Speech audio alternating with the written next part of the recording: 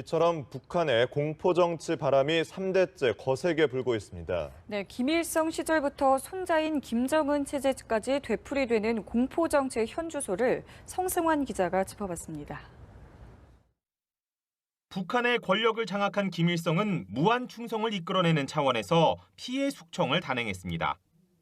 6.25 전쟁 당시 소련의 후원을 받았던 정적 허가일을 시작으로 남노당 출신 인사와 최대 경쟁 세력이었던 연안파 세력들을 차례로 제거했습니다. 1960년대 들어선 김정일 후계를 반대하던 갑산파를 숙청하며 권력 체제를 확립했습니다. 공개 총살을 서슴지 않은 숙청의 역사는 아들 김정일이 고스란히 물려받았습니다. 75년엔 경쟁 관계에 있었던 작은아버지 김영주를 숙청했고 1997년부터 3년에 걸쳐선 이른바 심화도 사건으로 알려진 숙청 작업을 통해 줄잡아 2만 5천여 명을 제거했습니다. 김정은은 지난해 7월 자신의 후견인 역할을 하던 군부 실세 리영호 인민군 총참모장을 시작으로 김영춘, 김정각, 우동측 등 아버지의 운구차를 호위했던 군부 4인방을 모두 숙청했습니다. 김정은 시대에 와서 이런 잦은 숙청은 수령 권위에 대한 도전이 아니라 수령 권위를 계속 강화하고 또 재정당화하는 그런 아마 주기적인 어떤 그 교훈으로서 최근 임업성 부상과 김정은의 지시를 거스른 국가계획위원회 부위원장 등 고위 관료들이 줄줄이 희생됐습니다. 김일성은 정적을 제거하는데 김정일과 아들 김정은은 일벌 100개씩 충성 강요를 위해 숙청을 자행했다는 차이가 있을 뿐 북한 최고 지도자의 공포의 통치술은 반세기를 뛰어넘도록 줄기차게 이어지고 있습니다. 요새 계속 북한 관련 소식 주목을 받고 있죠. 오늘도 대한민국의 망명한 최고위급 인사 중에 한 분이시죠. 국정원 산하 국가안보전략연구원 고용환 부원장과 북한 소식 알아보겠습니다. 어서 오십시오. 안녕하세요. 이 김정은이 김용진을 총살했다. 이것도 고사포로 죽인 건가요? 그러니까 똑같은 방법인데요. 김정은이가 나와서 고위 간부들을 쏠 때 이제 사신고사 기관총이라고 하는 중기관총 내정을 묶은 걸로 이제 쏘는 건데 7월달에 지금 처형이 된 건데 김정은이 모토가 핵, 미사일, 과학, 체육입니다. 그런데 과학 기술을 담당한 부총리는 굉장히 높은 사람이거든요. 우리나라에서도 부총리가 쓰이지 않습니까? 그렇죠.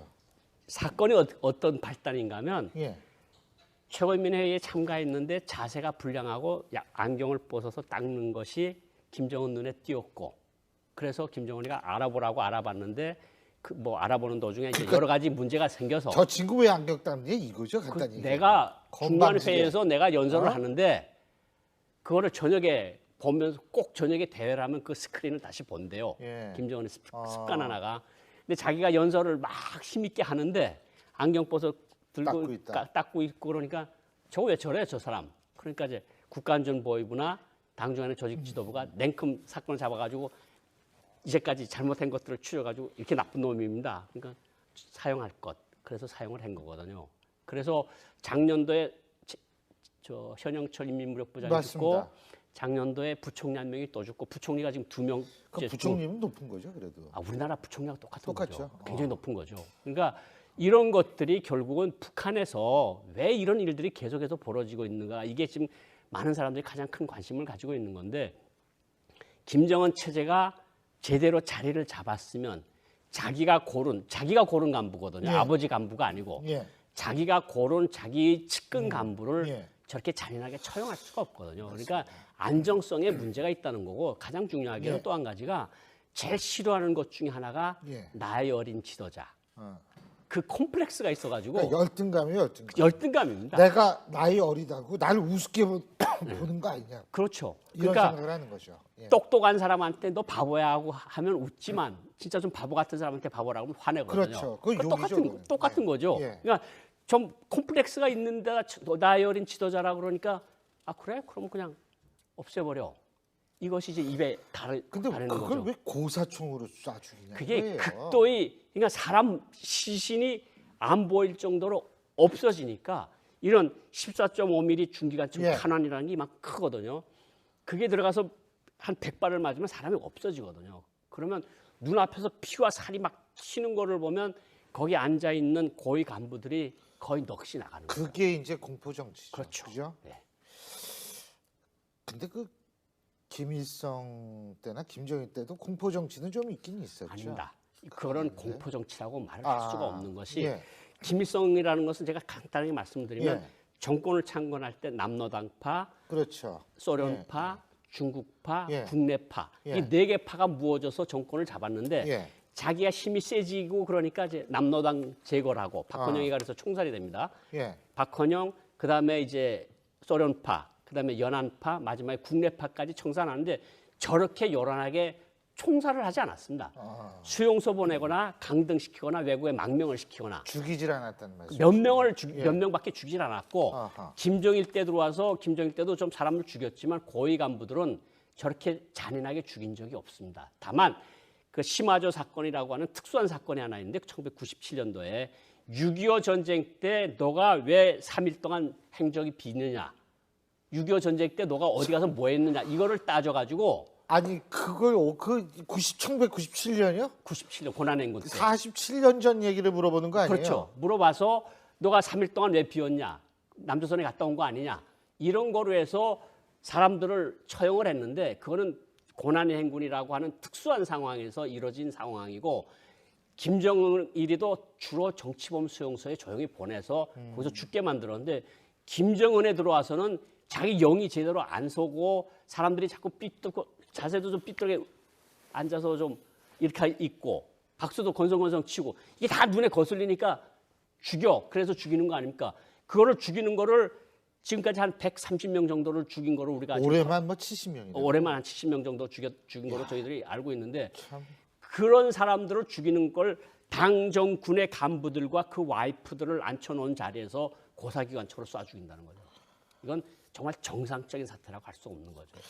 그러면은 결국은 김정은이도 그거 알 거 아니에요. 뭐냐면 이런 식으로 하니까 자꾸 고위급 탈북자들이 나간다.